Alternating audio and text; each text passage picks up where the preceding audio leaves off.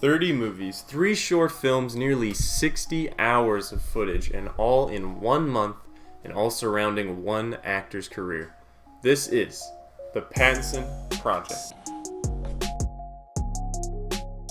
Over the past month, I've now seen everything that Robert Pattinson has ever been in for all his films, short films, everything from the bottom of his IMDb page all the way to the top. I have watched all of it in the span of 1 month. I don't really remember what other actors look like or what other movies are like. It's like all I've fucking seen and all that I've watched. But the reason that I decided to do this at all is because when you hear about Robert Pattinson and you look at his career, he's one of the few very interesting actors who have a career that blows up to such massive proportions initially off of a terrible role in a very bad set of films that he almost has to climb back up from to where he currently is at now through indie movies and now breaking more into mainstream yet again. I think right now he's at a peak of where he's ever been. Of course, Twilight was huge, but right now, and especially once Batman hits, I'm saying he's at his all-time high, and to come from somewhere so low through indie movies and these strange projects, and now to be back in the mainstream appeal of these big budget, big office movies, I find that very interesting. And so I have now seen every movie he's been in, and today I'm going to very quickly and hopefully precisely give a small review of every movie as well as Pattinson's performance in that movie. And I think that way we'll be able to tell how well the movie actually performs and how well Pattinson himself performs. And then at the end, I'm going to average these out to sort of show the level of his films from his whole career, the average, quality of those films, and also of his performance as an actor. So the goal is for this video to then be the definitive ruling of Pattinson's entire career, of the quality of both the movies and the man himself.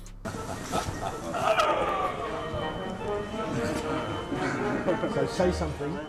In 2004, Pattinson began his career with a Reese Witherspoon movie called Vanity Fair, and this is the one thing on this IMDb list that I was unable to find in any way to view it. So Vanity Fair is the only thing I'm not going to be reviewing. In that same year of 2004, he also did a film called Sword of Zanten, and this movie, when I look it up on his IMDb, is actually split into 2 different movies. One, Sword of Zanten, and one Ring of Nibelungs, or something like that. And so they're each an hour and a half, and I think that's how they're supposed to be, as 2 separate films, but they were both in 2004, so we're going to cut over to my review section of those now. So as I said, these earlier DVD movies are sort of split into 2. There's one called Ring of Nibelungs and one called Sword of Zanten. I think Sword is the first one. Sometimes when you look it up, it's just called The Dark Kingdom, and it's one 3-hour-long thing. But I'm going to review it the way that IMDb has it, which is with the Ring of Nibelungs first. And Pattinson is barely in this, so I'm going to give him a 70 and a 70. The movies themselves are actually pretty decent. I don't mind them at all. They're definitely straight to DVD, low-budget movies, but they actually tell a good story, and I thought it was interesting to watch. And then for the second one, the Ring of Nibelungs, Pattinson's in it a bit more, and he does an actual decent bit of acting at the very end of the movie. He has a sort of central role there. The movie itself, though, I didn't like as much as the first one. The first one has a much more congruent plot, so I'm going to do 65 and 80 for the second one.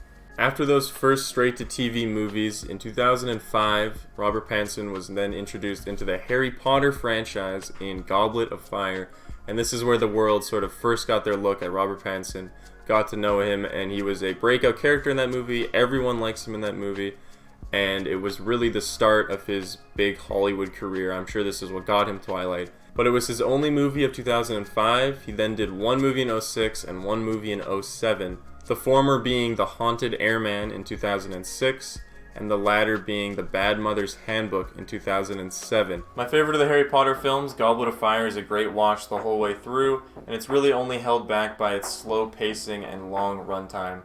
Although I do think Pattinson did a really great job, especially as a one-off character in an already established film franchise. I only wish that they had kept him around a bit longer or given him a better send-off than the one he got. But overall, great movie and a great performance.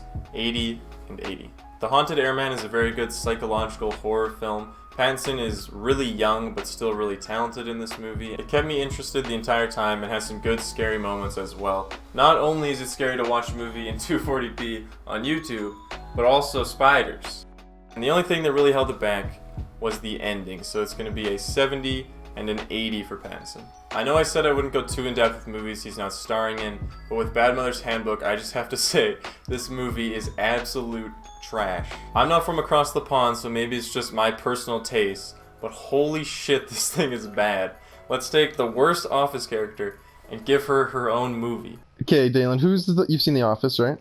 Yeah. Who would you say the worst character is on The Office? On The Office? Yeah. When that girl replaces Michael Scott. The red-haired girl, right? Yeah. Thank you. She's the main character of the entire fucking movie. Oh, yeah, the no, thank whole you. thing. He's not in it much, but when he is, his performance is laughable, and I assume the character is supposed to be this awkward, dorky, like, goof, and if that's what he was going for, maybe the score should be higher.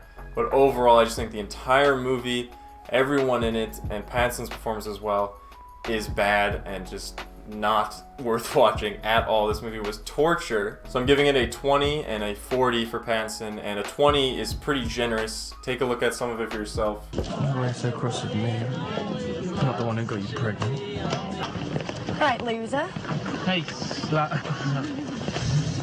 In 2008, Pattinson did 3 movies, the first being How to Be, then Little Ashes, and then The Dark Ages began with the very first Twilight film. This is definitely the most surprising movie that I've seen him in.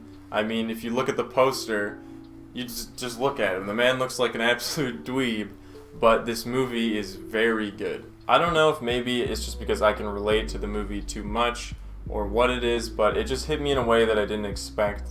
And it's a very real, honest look at an overwhelming depression where Pattinson plays a young man whose parents constantly demean and verbally abuse him. Arthur, try not to make a mess or electrocute yourself, and please don't wear your sunglasses indoors. You look ridiculous. I wonder about you sometimes, Arthur. His ex-girlfriend wants nothing to do with him. Please, don't try and draw me into this. It's over. Hey, shut up in your face. Don't do that. I've got to... I don't think we should see each other anymore in any way. His own friends ignore his constant outspoken sadness, cries for help. Why even here? And it's just all a very real look at a boy living a depressed life where no one really cares to help him. With all that said, there's still a good amount of laughs, even if they're set in a bit of dark humor. Overall, though, I think it's a very strong film led by a powerful performance. I'm giving it a 90 and Pattinson a 100%. The whole thing is on YouTube. You can go watch it. I don't know if it's legally there or not, but it's on YouTube. You can watch the whole thing, and I do recommend it.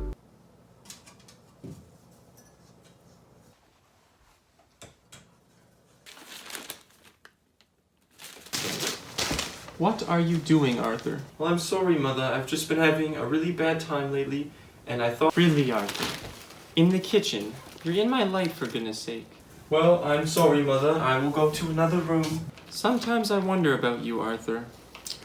Little Ashes is boring. It's just boring, and it's hard to judge Pattinson on this one, since, again, it's a case of him playing an awkward, weird, goofy, insane character, and it's hard to tell if he just acts badly or if the character's just a weirdo. I mean, you can look at this scene and try and tell me if it's him acting badly or if the guy's fucking batshit. In this case, I'm opting that he's just acting as a complete weirdo and doing such a good job that it nearly fools me. And plus, if a man's got to make out with another guy nonstop for a 2-hour movie, then I think he at least deserves a 70, so I'm giving Ashes a 35 and Pattinson a 70. I know it's early in the video still, but instead of chronologically going with the Twilight reviews and just, coming and intercutting them, I'm gonna put all of Twilight together into just one review as one. So that's kind of how I watched them. I just, decided to suffer through it, sit down and watch all of them in a row, and just melt my brain completely. So I'm gonna review them all as one, and I may or may not have said I had never seen any of them before this. I'd seen a little bit of the first Twilight, but once I started watching them, it got a little out of hand. What are you watching?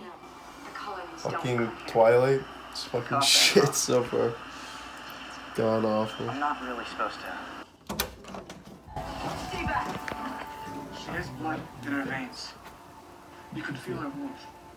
I can feel it. I'm her biological father. Bella's her mother. I think that's enough, Twilight. You really should stay away from me. We've now gotten to the Dark Ages, the span of Pattinson's career where he did the Twilight films. This was a pretty long stretching run.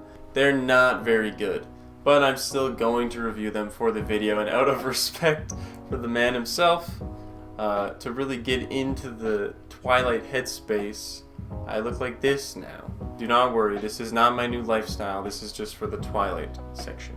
With this project, part of the reason I took it on is to watch the Twilight movies and see if a man can really come from somewhere so bad and lead that career into somewhere so much better. But let's start with the first movie. The first Twilight's actually one of the worst ones in my opinion. The entire movie itself, you know, Edward is just abusing her and it's just terrible. Like, Did you follow me? I'm very protective of you. I don't know why or how that movie resonates so much with like young girls at the time and, you know, women in general and the whole Twilight culture when it's just someone like relationship abuse the entire film. That's what's in Jackson. You at least watch where you walk. I do not enjoy the movie really at all. I don't think the plot's very good. I don't like any of it. It's all overacted and poorly written and just generally cringe to watch. While Pattinson's performance is better than Kristen's, I do think just in general it was really bad. There's a lot of like super overacted, just poorly written. Everything about it is bad. I think I'm gonna have to give Twilight a 30% and Pattinson a 35% for the first one. Bella, we shouldn't be friends. And now we get to Twilight New Moon, the second film, and somehow they thought they should make a sequel to Twilight. You know, Edward, the big, drawing in all the women. Robert Pattinson brings in, sells all the tickets. He's on the fucking poster. Everyone but souls out the whole theater, and he's in it for like 30 minutes, maybe 20 minutes. He's got like 2 scenes in the whole movie. I didn't even know this was a thing until I watched them, that he's just like not in the second one at all. It's just like Bella and Jacob the whole time. Jacob, by the way, is awful. I don't know how there's even like a debate between the two. Like, Edward is a sociopath, narcissist, like abusive psychopath, fucking maniac. And then Jacob is just like god awful. You can't even like listen to him. He's a pedophile. It's just, they're both awful. They're both terrible. Probably shouldn't get any backlash from this. The worst Twilight movie. The second one, New Moon, is terrible. And so I'm gonna give the movie a 20%, and I think Pattinson actually did fine in the parts he was in because he's not in that much, so he just kind of blandly, plainly does his parts, and then that's it. So I'm going to give Pattinson a 50% for this one. Now we come to Twilight Eclipse, the third movie, and this one kind of caught me off guard. Surprisingly, the first half of the movie, if it just ended in the first half, is actually pretty decent, like a good movie, maybe like 70, 75, somewhere up there. Like, it's watchable, it's good. I think Pattinson is still weak, but in the latter half of the movie, once the love triangle thing starts, it drops off like really hard, like off a cliff, and it becomes much worse. So, you know, still not a great movie, sadly, but it's at least passable, I would say, especially in the realm of Twilight. So I'm going to give the movie a 60% and Pattinson a 55%. He still looks like he wants to die. Now we come to Breaking Dawn Part 1. So this movie is awful. I thought that the second one was the worst one, as I said, and now I've watched this one, and I think it is even worse somehow. It's terrible. This one is almost like unwatchably bad. Nothing happens. It feels like it's all just to set up part 2. As you know, they've split the final movie into 2 parts so they could make 5 movies overall, and it's just still the same length. It's still over 2 hours long, and Pattinson in the wedding scene in the beginning is awful, like so bland and so bad. But then after the wedding scene, he actually starts to get a lot better. I think his acting becomes actually good near the last half of the movie, so I'm still gonna give him a decent score. It's just the beginning scene is really, really bad, and it starts the movie off on a bad note, and it does not go uphill from there. Also, large portions of this movie are just unwatchable, like vile, disgusting. Like, I cannot even watch it. There's just most of the movie, Kristen is spent looking disgusting. And there's like the birth scene, it haunts me. I think I will never live to forget the terrors that I had to watch. Large portions of the movie are just gross and unwatchable and bad, like unforgivably terrible. This movie is bad in all sense of the words. And then they write Jacob into like a pedophile right near the end, and they just kind of throw that one away. Like, yeah, Jacob's a pedophile now, just so you know. He's trying to get with the baby that was literally born 5 fucking minutes ago. And people are just fine with that. There's still like a Jacob Edward debate. Maybe Twilight is not for me. Maybe I'm not the direct audience that they were going for. But anyways, I'm gonna give Twilight Breaking Dawn Part 1 a 15%. Pattinson was fine besides the starting scene. I'm gonna give him a 70%. Actually did okay acting. We're on to the last Twilight movie. The final Twilight movie. At least if there's anything you can celebrate, is that it's the last Twilight movie. At least for now anyways. I think the movie is fine. It's okay. Legitimately, between like a third and a quarter of the whole movie, the last 30 minutes are all one scene, like this one fight confrontation scene. And if there's anything Twilight does very poorly, it is action scenes where it's just guys running at like editing CGI speeds, like over here, and throws the guy over there, and they run real fast through the trees, and it looks fucking awful. So like 30 minutes of this movie are this final fight scene. But overall, the Twilight movie is fine. It does a good job of wrapping up the stuff from the first one, and it brings it all to an end, thankfully. And I think that Pattinson does fine in this movie as well. I think he's good. I think it might have been a little worse off than the last movie somehow. But again, it is the final Twilight, and he was finally free of his bonds. Breaking Dawn Part 2, for me, gets a 50%, and Pattinson gets a 60%. It's Twilight, you know what to expect. So 50% I think is fair for that one. And now we are finally done with the Twilight movies. We can move on to something hopefully better. In 2009, besides a very small role in a short film called The Summer House, Pattinson only did the second Twilight movie, New Moon. Pattinson has maybe 2 lines in Summer House. It's pretty bland. I'm giving it a 60 and Pattinson a 40. In 2010, he did 2 films, one Remember Me and the other was the third Twilight movie, Eclipse. Remember Me is a typical rom-com, so it already scores pretty low for me, and it doesn't really do anything impressive or special or interesting at all. It has a decent cast and Pattinson is fine, but overall it's just a generic rom-com with the odd plot hole until you get to the end of the movie, and then it goes off the rails. And I don't really want to spoil what the ending is, because I think this ending is, as far as I've ever seen, the most out of left field, insane, random fucking twist ending of a movie that I've really ever seen. Like, there's no setup for it, it's not necessary at all. It just comes out of nowhere and smacks you in the side of the head and sort of invalidates everything the movie had done previously, and then it just ends. Like, the ending is it's wild, it's mind-blowing. I still think about it like days later, just the fact, the balls on this director to even have this ending, or why it even needs to be there. Like I said, I don't want to spoil it, but you're just watching a rom-com, and then the ending just comes and you're like, okay, this is what we're doing now, I guess. Overall though, it's just a boring rom-com, and I'd like to give them a higher score just for having the guts to do that ending, but I'm still going to give them a 35 and a 60 for Pattinson. In 2011, he starred in Water for Elephants, as well as the 4th Twilight film, Breaking Dawn Part 1. Water for Elephants is another romance movie with a pretty color-by-numbers plot. Christopher Waltz does a great villain like he always does, and Pattinson is good throughout, but it's got a predictable ending, predictable plot, and it's honestly pretty forgettable, possibly just because it's a romance film. But overall, I'm going to give it a 60, and Pattinson a 70. Finally, in 2012, the Dark Ages end with the final Twilight film, Breaking Dawn Part 2, as well as Belle and Me and Cosmopolis. This entire movie is Pattinson fucking everyone. If there's a woman in any scene of the whole film, you better believe she either has already fucked, will fuck, or is currently fucking Robert Pattinson without fail. It's like in a horror movie when you're trying to guess who's gonna die first, but instead it's who's gonna be fucked first by Robert Pattinson. And no one is safe. Except for this girl, the one girl who really wants to fuck him, and he just won't. And it's probably my favorite scene of the whole movie, just because she wants it so bad, and he's like, Good night, Susan. What? I need a good night kiss. Little forehead kiss. Just get some sleep. But Get some sleep.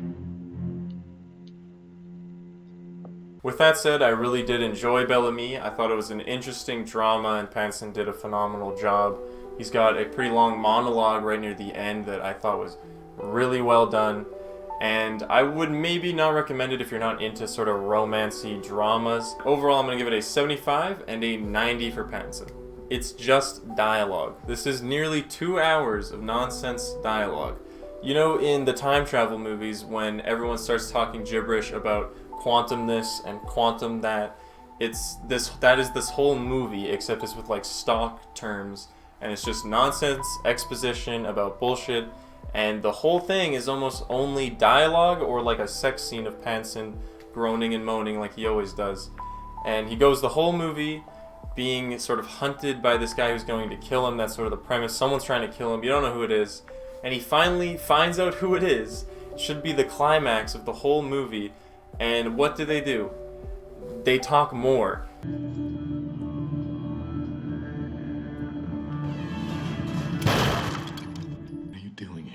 That's not the question. The question is yours to answer. Why'd you want to kill me? Sit. We'll talk. Sit and talk. What? It's so boring, poorly written, and again, he's playing a very badly written character, but I think that he did a good job. Like, he's believable in the character, the acting is fine, it's just the movie is boring, and there's no payoff, the ending's bad. Cosmopolis gets a 10%, and Pattinson is getting a 70. So just as a quick interlude here, I just wanted to throw it out that I've watched 30 plus of these, like about 30 movies, there's some short film stuff. About 30 movies, and I've started to see a bit of a pattern here, where in 3 of his movies, Pattinson has a very, lengthy, drawn-out jacking off scene for whatever reason.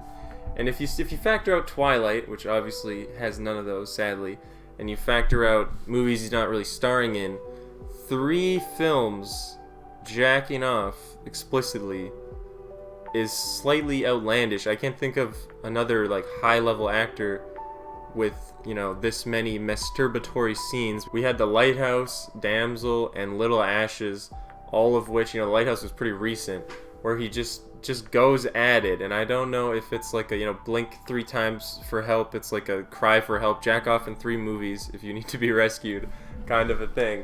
But it's a little strange. It's starting to add up, and they're all very weird. I'll show you a few of them now.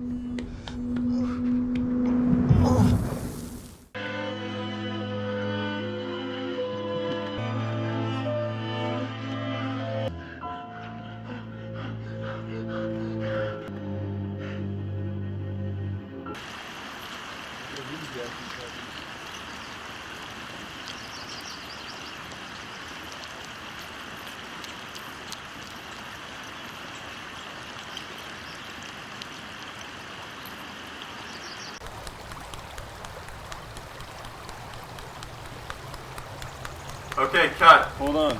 Good stuff, guys. Cut, Robert. Give me 1 second. I'm almost Robert, there. cut. Cut. For fuck's sake. So I don't know if it is a cry for help or if he just won't sign on to a project unless somewhere in the script has a jacking off scene.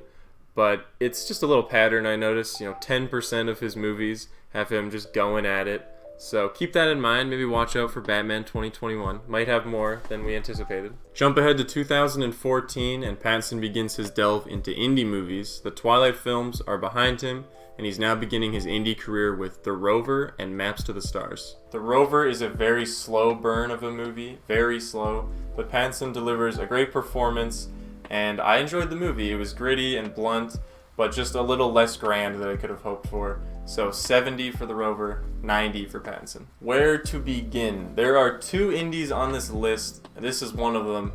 that I wish I could unsee.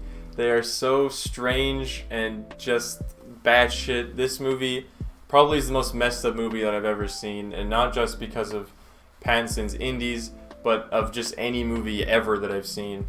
It's a film so full to the brim with these fucked up, evil, awful people that it sort of pushes the typical LA Hollywood scumbag that they're trying to portray to a whole new level. And Pattinson in this has a very small part, but he does fine. And he's sort of juxtaposed as the only normal man with all these other insane people.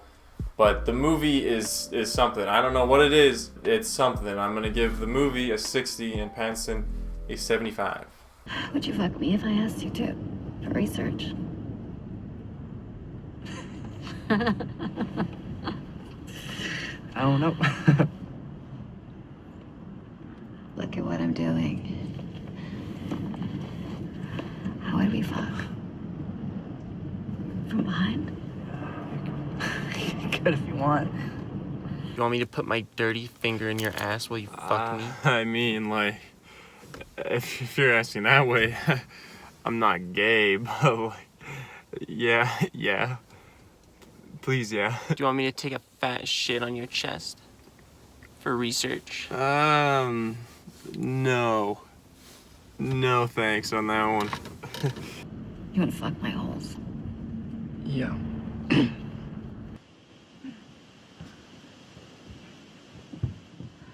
But Pattinson doesn't stop there. Not only is he the king of jacking off in movies, he also has quite a fair amount of awkward sex scenes in a lot of them. So enjoy that, hopefully as much as I do.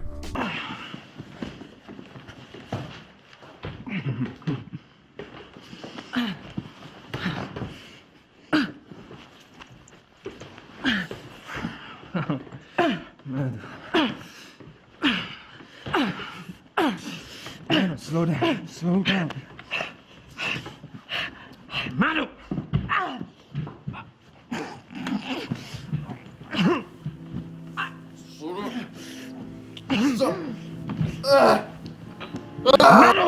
In 2015, he did Queen of the Desert, Childhood of a Leader, and Life.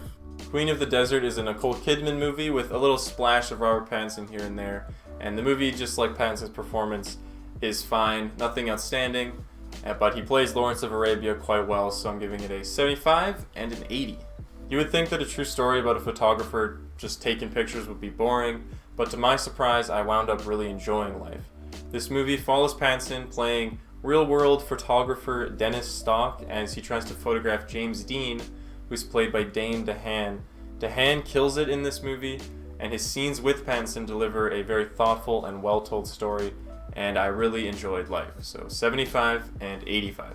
This one was what we like to call a bit of a fuck around. So the site that I completely legally watched it on didn't have subtitles for the French parts, which is like a large portion of the movie. It's a French movie, and there's no subtitles, so I can't really give it an overall rating, and I'm not going to because I don't think that's fair. But thankfully Pattinson was only in like 10 to 20 minutes of it, and his parts were in English, so I can give him an honest score.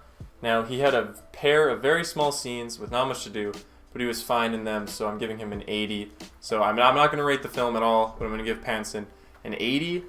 But I'm just going to say this ending scene. You tell me what you think of this, but I don't know what the fuck is going on in this ending scene. This is supposed to be the big climax, big reveal, but then the cameraman has a stroke, and he starts going in outer space, and he's losing his fucking mind.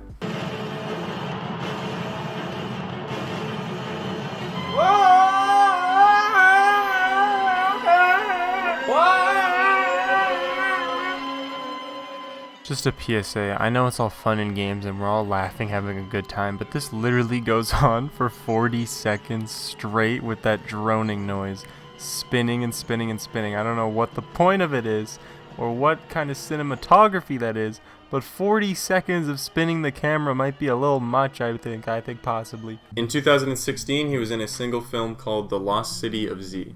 A very well-made and incredibly acted film, The Lost City of Zee surprised me with a well-told historical tale of discovery and perseverance through hardship.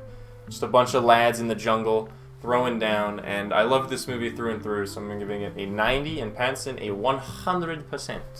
In 2017, he was in one single film for Netflix called Good Time, as well as doing a very short sort of YouTube short for GQ called Fear and Shame. 2017's Good Time is sort of the reference for if anyone's ever defending Pattinson on the internet forums, brawling to defend his honor, they will say, but Good Time though. Twilight not so much, but Good Time, very good time. And it is a good time. I think it's weird, it's gritty and raw, but I still really liked it.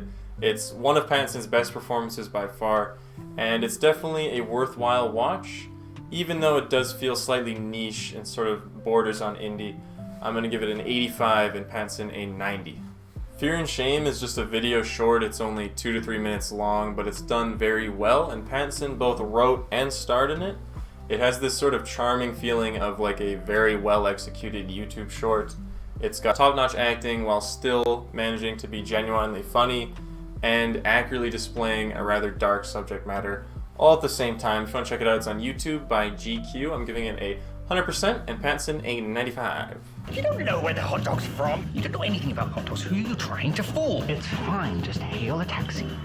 In 2018, he was in Damsel and High Life. Damsel is a strange Western comedy that sadly only stars Pattinson for the first half, but that first half is much stronger than the last half of the film.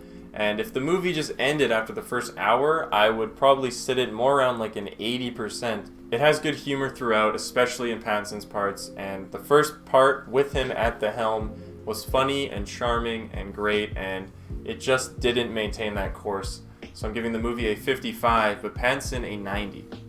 This movie is so weird and so fucked. The only way that you like this movie is if you have some very serious issues. It's so far indie that no even slightly normal person could enjoy it at all. And I will die on this hill that there is literally a scene. There is literally a scene where a woman rapes. I gotta whisper the word because YouTube will copyright claim me. A woman rapes Robert Pattinson while he's sleeping, and then she takes his nut. He takes the cum and she walks it in her hands. She walks it down the hallway. And yes, I know this sounds like some Twilight fangirl probably wrote it, but she holds it and she walks down the hallway with his actual fucking nut in her hands. And then she injects it into another sleeping girl who also has no idea. It's bad acting from everyone there except for Pattinson. Everyone else is terrible. I think they picked them up off the street because no one else would fucking tarnish their career with this film. But Pattinson is good. But this is just gross indie shit. There's fucking a titty milking scene where there's milk is fucking pouring everywhere. I didn't sleep for years after this movie. It's fucked. Pattinson's fine, but this movie's fucking awful. He's fine. He's not amazing. He's passable. Somehow he made it through this movie alive. The movie gets a 20. Pattinson gets a 70. Don't ever ask me about this movie ever again. Holy fuck. In 2019, he had 2 smaller roles in Waiting for the Barbarians and The King, as well as starring in The Lighthouse alongside William Dafoe. I really liked The Lighthouse. It's helmed by just Pattinson and William Dafoe, just 2 guys in a lighthouse. That's sort of the whole movie, is just watching 2 incredible performances as they sort of go head to head in this indie niche kind of filmed in square black and white romp of a movie. It's just 2 very good performances building on top of itself psychological, I guess, horror that builds up as these 2 characters sort of go head to head and lose their minds. And I really loved both Dafoe and Pattinson's performance in this. So I'm giving The Lighthouse an 80% and Pattinson another 100%. While the movie is kind of niche and very weird, I think the performances are what really shine in The Lighthouse. So he's getting a 100. The King is a long drag of a movie. It's not great, it's not bad. Pattinson's only in it a little bit. Netflix really likes to make him the villain for some reason, but he did a great job when he was on screen. So a 70 and a 90 for Pattinson. Waiting for the Barbarians is another great movie. I really enjoyed the entirety of it, but I have to dock it slightly because it's very slow. It's another really slow-paced sort of building epic saga of a movie. It follows a man's life and his troubles with having to choose to do what is right and the consequences of that. and it spans over a very long period of time where at the beginning of the movie, the sort of beginning and the end, the sort of main villain is Johnny Depp, whereas in the sort of middle to end, there's a sort of secondary villain, and that is Pattinson himself. Now, Pattinson plays the villain quite a lot in these sort of recent span of movies, but he does it really well in this one. Like I said, he's not in a huge span of the movie, but the part that he is in, he is an evil guy. He is truly just vile and just a great performance. It was very long and boring in the middle, but once it did get to Pattinson's part, he does an amazing job. This is one of his best performances for sure. He does an extremely good job as the villain in this, and so I'm going to give this movie a 75, but Pattinson a 100%. Again, like I said, very good in this movie. Just an evil guy. And this year in 2020, he starred in Tenet and The Devil All the Time. Tenet is the newest Christopher Nolan film. I saw this one in theaters, and I was really looking forward to seeing it. I loved Inception, I love Batman trilogy, I love all the Nolan movies, and Tenet was looking to be the most mind-bending, insane one that he's done yet. And when I had heard Pattinson was in it, it intrigued me because, of course, that was before I started this whole endeavor, and I saw him as sort of the Twilight actor. So to see him in Tenet, he did an extremely good job, and he's not the main character, but I almost wish that he was, because his scenes throughout the whole movie are very good and very well done. He's sort of the secondary character, so he's there for almost the whole thing. And the only downside that I really have with Tenet is not only is the audio sort of pretty bad in a lot of parts, and it makes it even harder to understand the extremely convoluted plot, but the pure confusing plot that they have sort of leads itself to only being fully understood if you do multiple rewatches, which of course I didn't do because it's in theaters. So it ends up being, if you're really only watching it once, as a review should be, a sort of forgettable movie, because so much builds up and happens at the end that you forget the whole like how or why it even happened. But that said, Tenet is really good, and I do think it is a sort of must-watch, at least from this list of Pattinson's films, because he does such a great job. And so I'm giving Tenet an 80 and Pattinson a 95. And finally, the newest Pattinson film, the last one on the list for me to review, is The Devil All the Time. Now, I really liked this movie. The longer it went on, it just kept getting better. The opening bit, sort of half hour, is kind of middle of the road. But once the star cast comes into play and the puzzle pieces start to fall into place, I think the movie really takes shape. And Pattinson does a good job playing the villain like he has before for Netflix, but not quite enough to upstage Tom Holland, who does deliver an incredible performance. It's definitely a gruesome, raw, dark movie, and yet it's a great watch. And I was willing to give Pattinson like a 9,500 for this, but it's just his accent. I don't really get what happened. He just sounds really off, and it's distracting almost as a viewer, because, you know, Tom and the other actors do such a good accent. Like, Tom swung his accent so well to this sort of southern, you know, country accent, whereas Pattinson's is just delusions. And he just takes the fat and he's like delusions. I've seen an interview since then with Pattinson where he almost seems to be saying that he was trying to do like this jarring accent to sort of accentuate the character as a villain, so like he makes you uneasy when you watch the character just combined with the accent. And I find that that is fair, and of course in real life some people just sound strange. So maybe it's not just bad acting or not having an accent coach like everyone else in the cast did. Maybe that is what he was going for.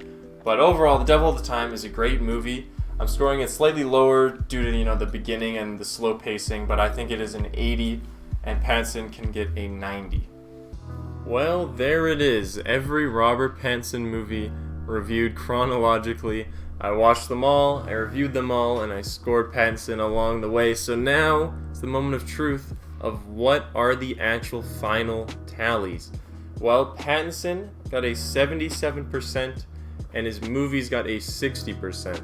Now, 77 is actually higher than I thought it was. That's a pretty good score overall, but what we were really looking at is in comparison to the films themselves, and that goes to show that he is performing at a higher level than the movies he's in. And if you really, like I said, factor out Twilight and you look at how he's doing right now, lately, by looking at his last 10 movies. His score for his last 10 is a 92%, while the movies are getting a 74%. So that is higher on both accounts. Not only has he been in better projects, but he's been performing a lot better and improving as an actor.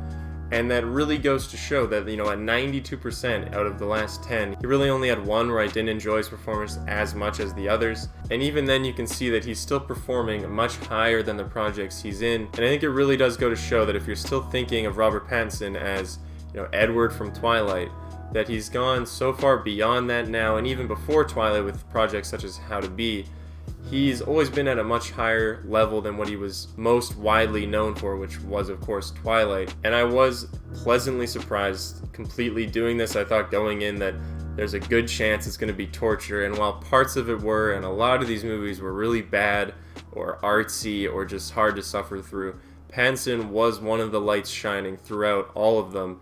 And I think that looking forward at his career with Batman coming down the line, he's at a peak right now. Like I said, The Devil All the Time is incredibly good on Netflix, and Tenet was good as well. I think he's in a very good place and definitely underrated, and I'm glad to see him in a big role like Batman where he can become a household name again, but maybe for something good this time. So that's about it. That's the Pattinson Project. You guys saw the numbers. It's 77 for Pattinson and 60 for his projects. So overall, all of his movies, everything he's ever done, a 77%, and I'd say that's pretty high, if you take into account everything that a man has done in his entire career. Of course there's flops, of course there's bad streaks, but a 77 is nothing to turn your nose at. And if you guys enjoyed this was a lot of work. I know it's kind of an anticlimactic ending, but that's what we're here for, was the scores. But if you'd like to see it done with other actors or actresses, there's all kinds of actors and actresses out there that I could think that I would enjoy watching. It is quite a project to watch that many movies in that short of amount of time. Like I said, it was 60 hours worth of footage. And not to mention, I've been editing this for months and filming these bits and stuff. So I hope you did enjoy the video. It was a lot of fun to make. It's a lot of work, but it was a good project. I like doing it a lot. So if you want to see more from me, subscribe to the channel. Check out the Discord. You can talk to me in there. I post little teasers for this kind of thing in the Discord as well. There's a teaser for this video itself in there that you can't see unless you're in the Discord. So hit that up and leave a like if you enjoyed. I really do appreciate it. A comment as well. And if you did enjoy, please share this with someone. That also really helps me, I like the tight-knit community, but something this big I hope performs well. So if you enjoyed it, share it with somebody else. Maybe they'll enjoy it. If you know someone who either wants to laugh at him being the new Batman and say, isn't that the guy from Twilight? Or if you know someone who's a diehard Twilight fan, show them the video. Maybe they might find it interesting. And I really appreciate it, guys. So thank you so much for watching. I hope you did enjoy the Pattinson Project. Maybe more of these down the line. This was quite the rewarding project, so thank you guys for watching. I hope you enjoyed. I'll see you in the next one. Bye!